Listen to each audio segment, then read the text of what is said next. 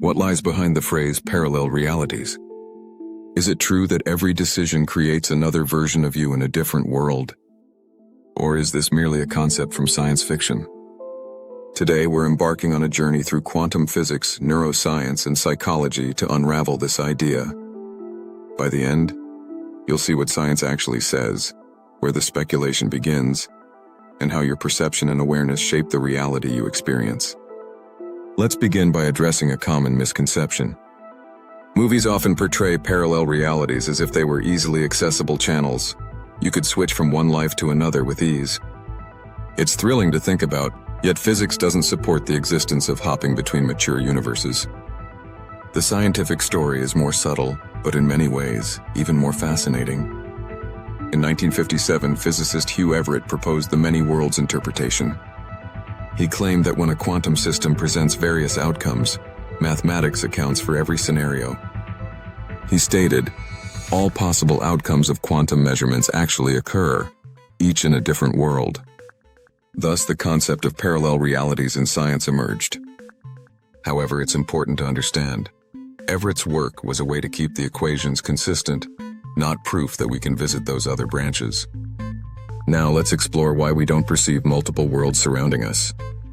In the 1980s, physicist Wojciech Zurek extensively studied a phenomenon called decoherence. He described it as, decoherence is the loss of quantum interference. It explains why we don't see cats that are both alive and dead. Essentially, while quantum superpositions may exist theoretically, particles interact with their environment, collapsing those delicate possibilities into one tangible reality. As a result, you and I perceive a single reality, not all of them simultaneously. Modern physicists like Sean Carroll at Caltech put it simply, the universe is constantly branching, but we only ever experience one branch. This interpretation fits mathematically, yet it doesn't imply we can step across those branches. Let's turn our attention to neuroscience. Here the story becomes more personal. Neuroscientist Carl Friston describes the brain as a prediction machine. Every moment your brain simulates countless probabilities of what could happen next. Should you proceed left or right? Opt for yes or no. These imagined futures represent parallel mental realities. Whichever one demands your focus ultimately manifests as the version you experience. Psychologist Daniel Schachter, in The 7 Sins of Memory, 2001, reminds us that the systems enabling future visualization also contribute to past misremembering. He noted, the same processes that let us imagine the future also let us misremember the past. Adding to this, Elizabeth Loftus has stated that memory works like a Wikipedia page.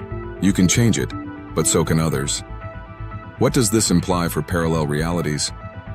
It suggests that even your past is adaptable. Each recall reconstructs it in slight, unique ways. Your brain continuously edits the film of your existence.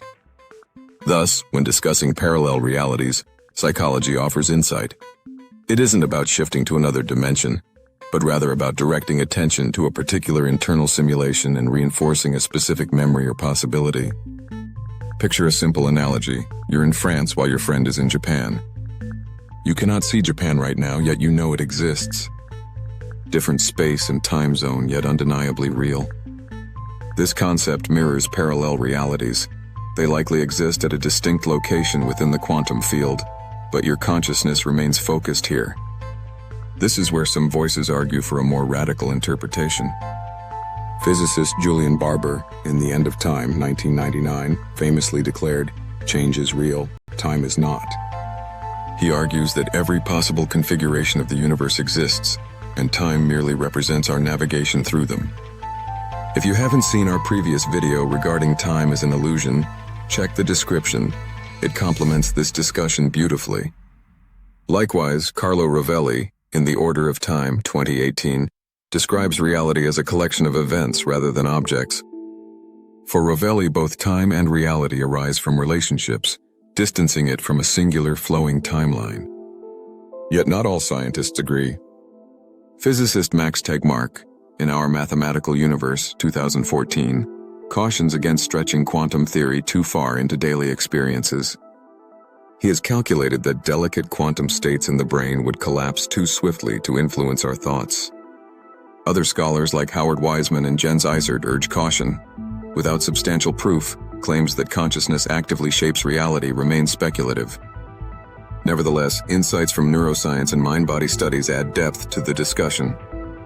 Dr. Joe Dispenza, in Breaking the Habit of Being Yourself, 2012, and Becoming Supernatural, 2017, illustrates how meditation and altered brain states empower individuals to reprogram their thoughts.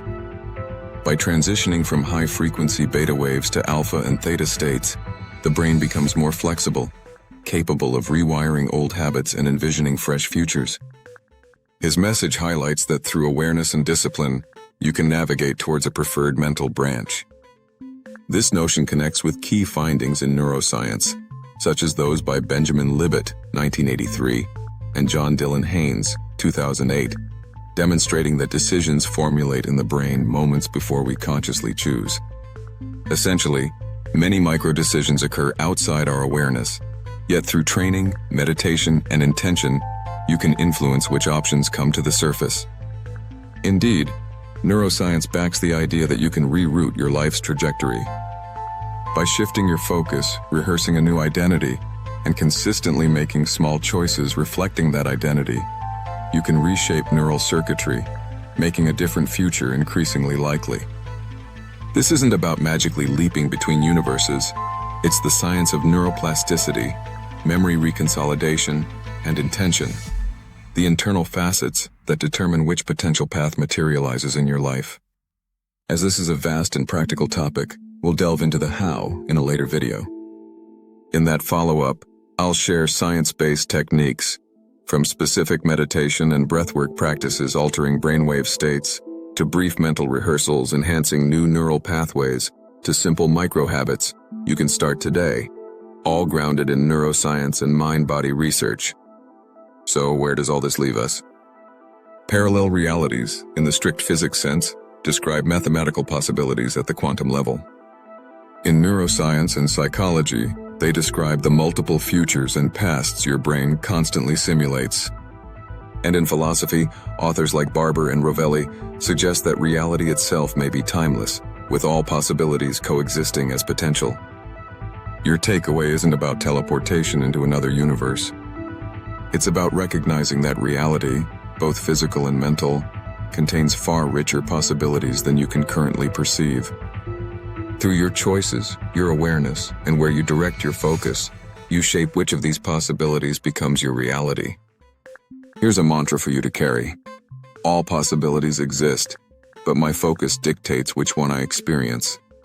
So, are parallel realities real?